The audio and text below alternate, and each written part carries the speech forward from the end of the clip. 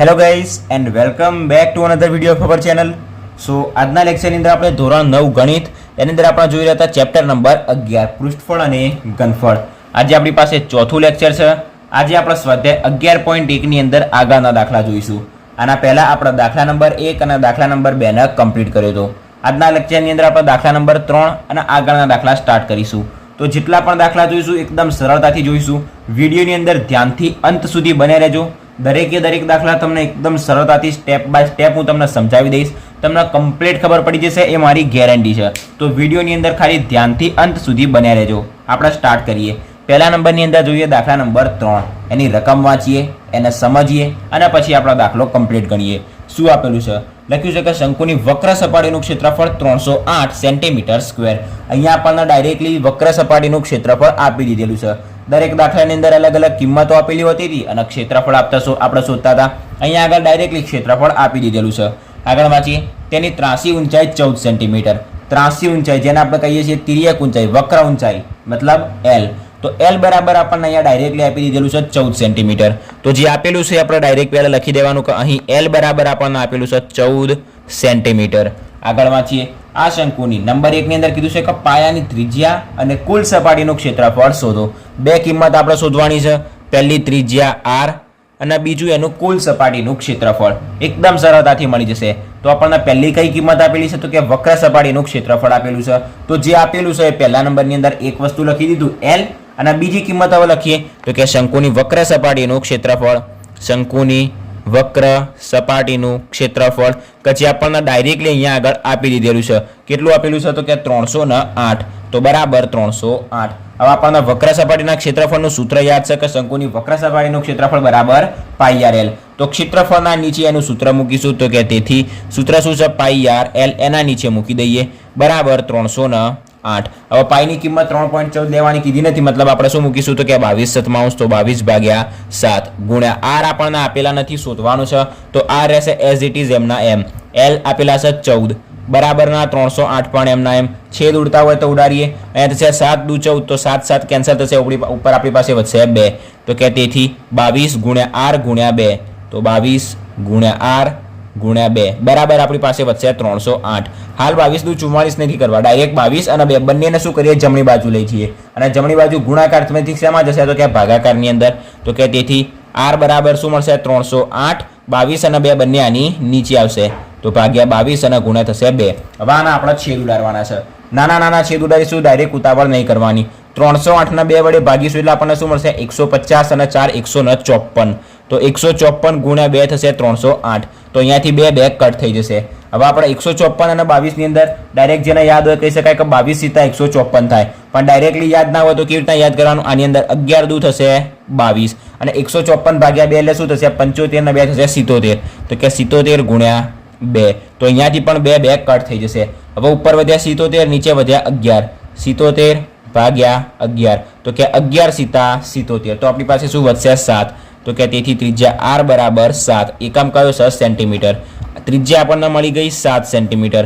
છેદ ઉડાડવાની અંદર ઉતાવળ નહીં કરવાની. જો ઘડિયા મોટા ના આવડતા હોય તો નાના નાના છેદ ઉડાડવાના. ડાયરેક્ટલી મોટા છેદ ઉડાડવા જશો તો કોઈક વખત જવાબ ખોટો આવી શકે. એના માટે શાંતિથી છેદ ઉડાડીશું. એક સ્ટેપ વધારે કરીશું પણ જવાબ ખોટો ના હોય એનું ધ્યાન રાખીશું. R મળી ગયો 7 સેન્ટીમીટર. બીજા નંબરની અંદર આપણને શું શોધવાનું કીધું હતું? તો કે કુલ સપાટીનું ક્ષેત્રફળ. કોનું? તો કે શંકુનું. તો હવે શંકુની કુલ સપાટીનું ક્ષેત્રફળ આ નંબર 2 ની અંદર. આ જોઈએ આપણે નંબર 1. હવે શંકુની કુલ સપાટીનું ક્ષેત્રફળ. શંકુની કુલ સપાટીનું ક્ષેત્રફળ. ક્ષેત્રફળ અને પૃષ્ઠફળ બંને એક જ થશે. એનું સૂત્ર છે આપણી પાસે પાઈ આર કૌંસમાં L પ્લસ R. પહેલા જ લેક્ચરની અંદર દરેકે દરેક મેં તમને સૂત્રો સમજાયા હતા અને કીધું હતું કે જો સૂત્રો યાદ ના રહેતા હોય તો એક પેજની અંદર લખીને રાખજો કે જેથી દાખલા ગણતી વખતે તકલીફ ના પડે. બરાબર. પાઈની કિંમત 22/7 મતલબ 22/7 ગુણ્યા R કિલો આપણી પાસે અહીંયા આગળ 7. L plus R. L kilo આપણી પાસે 14 પ્લસ R છે 7. તો 14 પ્લસ 7 તો બરાબર 7 7 કટ થઈ જશે. 22 એમના એમ ગુણ્યા પણ એમના એમ. 14 ને 7 શું થશે? 21. તો 21. હવે 22 ગુણ્યા 21 કરીશું તો 22 ગુણ્યા 21. 22 ગુણ્યા 21 0. 2 દુ થશે 4, 2 દુ થશે 4. અહીંયા 22 એમના એમ મળશે. તો 2 4 ને 2 થશે 6 અને 4 4 6 2 462 આપણો આવશે જવાબ. 462 ક્ષેત્રફળ શોધ્યું મતલબ એકમ શું આવશે સેન્ટીમીટર સ્ક્વેર અથવા તો મીટર સ્ક્વેર બધા એકમો સેન્ટીમીટરમાં છે તો આનો જવાબ શું આવશે સેન્ટીમીટર સ્ક્વેર આપણને શંકુની કુલ સપાટીનું ક્ષેત્રફળ જે શોધવાનું તે મળી ગયું 462 સેન્ટીમીટર સ્ક્વેર એકદમ સરળતાથી મળી ગયું દાખલા નંબર 3 જે રહ્યો એ આપણે કમ્પ્લીટ થઈ ગયો હવે નેક્સ્ટ આપણે જોઈએ દાખલા નંબર 4 રકમ વાંચીએ દાખલા નંબર 4 ની અંદર આપણને શું શોધવાનું છે ક્વેશ્ચન નંબર 4 દાખલા નંબર 4 આપણને એની અંદર કીધું છે કે શંકુ આકારનો તંબુ 10 મીટર ઊંચો છે 10 મીટર ઊંચો છે મતલબ એની ઊંચાઈ આપેલી છે h બરાબર 10 મીટર h બરાબર 10 મીટર જે આપેલી હોય લખતા જવાનું નેક્સ્ટ વાંચીએ તેની પાયાની ત્રિજ્યા 24 મીટર છે ત્રિજ્યા મતલબ r જે આપણને આપેલી છે 24 મીટર તો તંબુની ત્રાસી ઊંચાઈ શોધો ત્રાસી ઊંચાઈ જેને આપણે કહીએ છીએ l કે જે આપણે શોધવાનું છે એકદમ સરળતાથી રમતા રમતા આવડી જાય એવો દાખલો છે l² બરાબર h² + r² સૌથી સિમ્પલમાં સિમ્પલ સૂત્ર નેક્સ્ટ આગળ વાંચીએ બીજા નંબરની અંદર શું કીધું છે કે આ મોસ્ટ ઇમ્પોર્ટન્ટ છે આપણને નંબર 2 ની અંદર કીધું છે કે 1 મીટર સ્ક્વેરના ₹70 લેખે તંબુ બનાવવા માટે વપરાતા કાપડનો કુલ ખર્ચ શોધો આવું આપણને આપેલું છે કે 1 મીટર સ્ક્વેરના આટલા તો એનો ખર્ચ શોધો 100 મીટર સ્ક્વેરના મતલબ 100 મીટર સ્ક્વેરના આટલા તો એનો ખર્ચ શોધો આ દાખલો તમે સમજી લેશો તો તમને દરેકે દરેક દાખલા એકદમ સરળતાથી આવડી જશે હું તમને એક જ નિયમ યાદ રખાવું ગમે ત્યારે બી આપણને આવો કાપડનો કુલ ખર્ચ શોધવાનો કે તો પહેલા નંબરની અંદર આપણે એનું ક્ષેત્રફળ શોધી દેવાનું માની લો કે આપણને એનું ક્ષેત્રફળ મળે છે 200 મીટર સ્ક્વેર અથવા તો સેન્ટીમીટર સ્ક્વેર અને આપણને કીધેલું છે કે 1 મીટર સ્ક્વેરના આટલા રૂપિયા તો આપણને જેટલું ક્ષેત્રફળ મળે એટલાના કેટલા 1 મીટર સ્ક્વેરના આપણને દરેકની અંદર આપેલું જ હશે કાં તો 1 મીટર સ્ક્વેરના 100 આપેલા હોય કાં તો 100 મીટર સ્ક્વેરના આપણને 94 આપેલા હોય કાં તો 12 આપેલા હોય અહીંયા આગળ 1 મીટર સ્ક્વેરના આપણને 70 આપેલા છે 1 મીટર સ્ક્વેરના 70 તો આપણી પાસે કેટલું છે 200 મીટર સ્ક્વેર જે ક્ષેત્રફળ આપણે શોધીશું એના પરથી મળશે તો 200 મીટર સ્ક્વેરના કેટલા આ નિયમ દરેકની અંદર એપ્લાય કરવાનો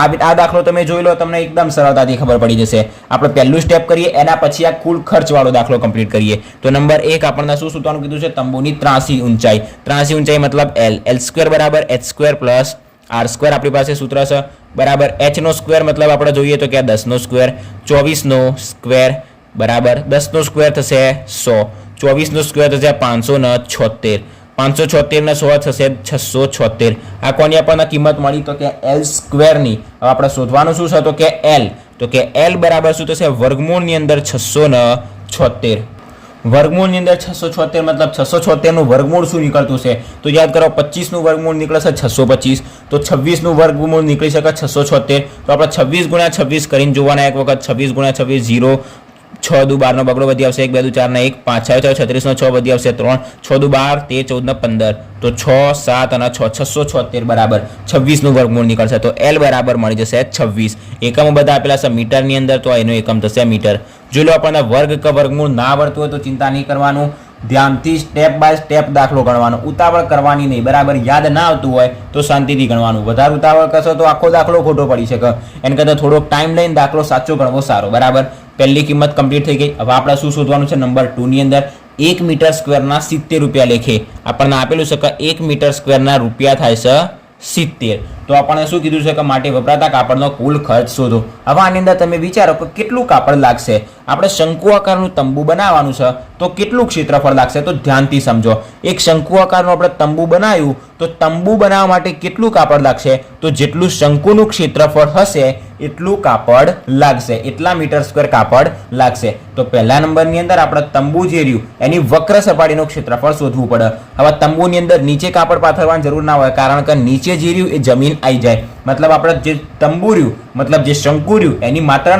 વક્ર સપાટીનું ક્ષેત્રફળ શોધવાનું આવે તો હવે શું શોધીશું કે તંબુની વક્ર સપાટીનું ક્ષેત્રફળ અથવા તો આપણે કહ્યું કે શંકુની વક્ર સપાટીનું ક્ષેત્રફળ તમે આખું લખજો બરાબર આપણી પાસે સૂત્ર છે πr/l બરાબર પાઈની કિંમત મૂકીશું 22/7 ગુણ્યા r આપણી પાસે અહીંયા આપેલો છે ડાયરેક્ટલી 24 ગુણ્યા l આપણને અહીંયાથી મળી ગયો 26 છેદ ઉડતા હોય તો ઉડાડવાના ના ઉડાડતા હોય તો બધાનો ગુણાકાર ફટાફટ કરી દેવાનો હવે કરવાનું 22 × 24 જે જવાબ મળે એના ગુણ્યા કરવાના 26 એના ભાગ્યા 7 એમને એમ રાખવાના બરાબર 22 × 24 × 26 નો જવાબ આપણને શું મળશે 13728 નીચે ભાગ્યા 7 ના હાલ આપણે એમના એમ રાખીએ બરાબર કારણ કે આગળ જે આપણે ગણતરી કરવાની છે હવે નેક્સ્ટ આપણે શું શોધવાનું છે?